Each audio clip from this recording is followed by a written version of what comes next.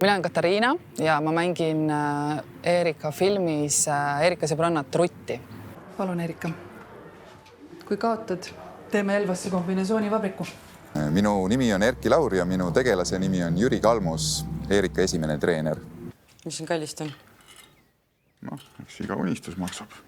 Mina olen Simeoni ja mina mängin filmis meie Eerika, abitreenerit ja rattamehaanikut Väinot.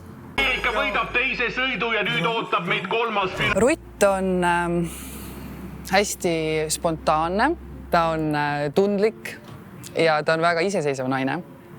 Ja ma arvan, et tal on selline hea oskus, et ta oskab näha ja kuulata teist inimest. Minu tegelane tahab edasi anda rõõmu ja inspiratsiooni spordi tegemisest.